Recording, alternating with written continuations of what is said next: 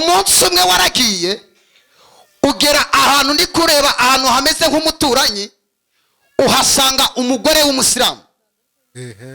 Umaze kuhasanga umugore w'umusilamu yari afite amazi. Ayo mazi yaje kuyaguha ngo uyoge ngo agomba kukuzanira ubukira ayo mazi. Niko byagenze. Umunsi wari umaze gufata ayo mazi uyoze nibwo watangiye kuba umusazi. Niko watangiye kuba umusazi n'amafaranga arashirana. Mbega duhanure mu izina rya Yesu. Haleluya. Prophesy. Ongera uzamure. Haleluya. I connect. Rusizi. Waturutse Rusizi. Rusizi. Uza gusenga. Uza gusenga. Ninde wakuraritse? N'umuntu utuye hano wampamagaye. Yakubwiye ngo iki? Haguruka. Yambwiye ko yabonye abantu hano ngo baje bafite ibibando bafite hasi. Ngakora ngo baje gusenga hano ngo bafite ibibando bafite babishyira hasi. Avuze ati nari mpari ni data bukwa mpamagaye. Nisobo ko wakuraritse. Ari he? Atwiremera. Niwe wakuraritse yaje gusenga wese? Afite akazi. Afite akazi. Unywa inzoga n'itabi? Narabinywa kubera ububabare. Narabinywa kubera ububabare. Warabinyoye kubera ububabare?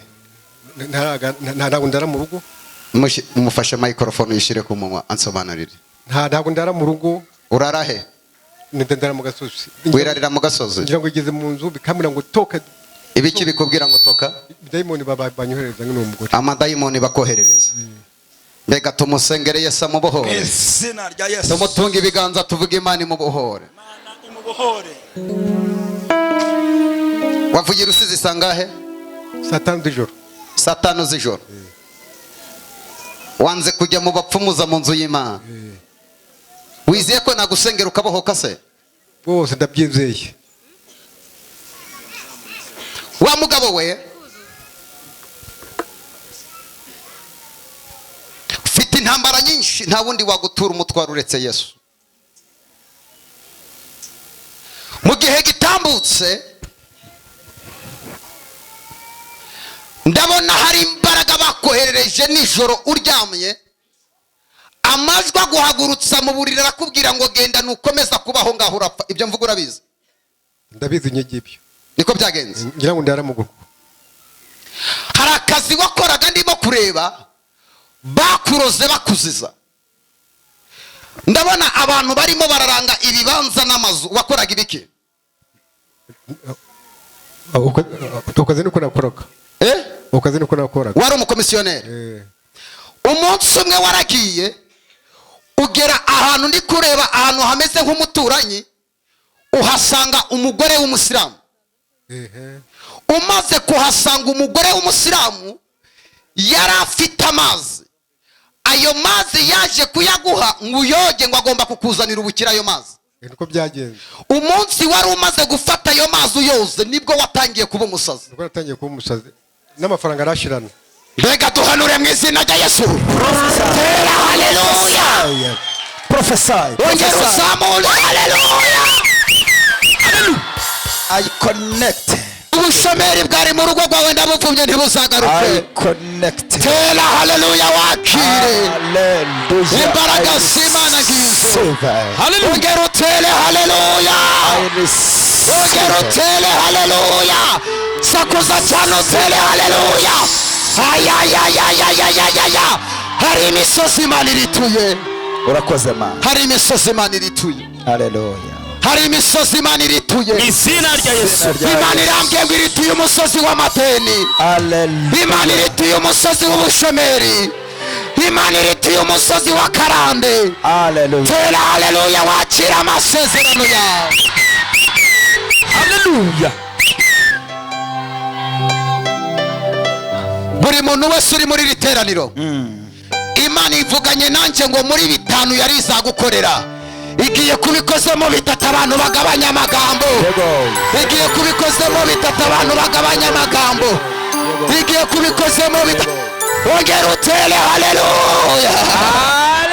I receive. Hallelujah.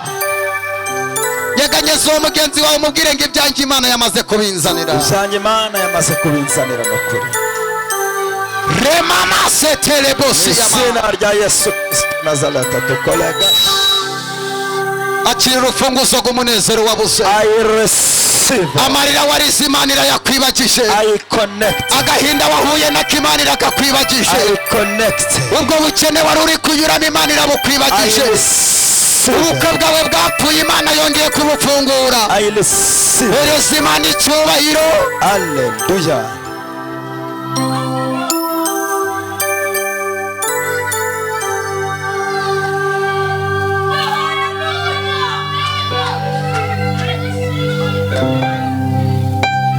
Uwiteka rirahiriye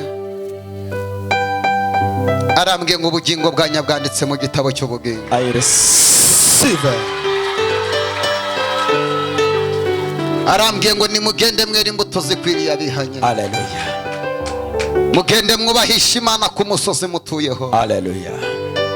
igihe kirageze amarira y'ubupfubyi warize Imana ikayakwibagiza. Urakoze Mana. iki ni cyo gihe. Hallelujah. bwira mugenzi wawe muri kumwe ngo iki ni cyo gihe. Iki ni cyo gihe n'ukuri. iyo niyo season yawe. Hallelujah. Amen. njye uhagaze hano nari maranye uburwayi bw'indwara bita stroke umwaka n'amezi 8. Stroke aratayizi ni umunaniro w'ubwonko. nagiye mu bitaro mvayo narabaye paralize uruhande rw'ibumoso rwose. aho kugeza uyu munota ndashima Imana ko biri kugenda bikoreka. uyu profete twabaranye ku wa kane w'icyumweru gishize aransengera avuga ati imbago sinyisha ubu ntayo mwanya. imbago ubu ntayo wagendanye. ntayo nagendanye nayisize. wayisize mu rugo. mbega twakomera Imana amashyi menshi. abamwibuka agendera ku mbago hariya ni bande? kaduhereze Yesu icyubahiro mu izina rya Yesu. n'ibindi byose Yesu arabikora. nanjye ndashima Imana kuba ngeje umunsi nkaba ndi muzima. ndi umurundi kazi. hari ikintu Imana yankoreye. nari maze amezi 4 hafi amezi 5 ntaca mu mihango. naragiye kwa muganga biranga, ariko kuwa mbere nibwo naza nkabonana na profete. yatubwiye ati muze kwandika ibyifuzo byanyu. nibwo nandika ibyifuzo byanje. profete aransengera. nkimara kuva ngaha mu masaha 10 nibwo nabona imihango igarutse. ndashima Imana rero ku gitangaza yankoreye. Haleluya. Amen.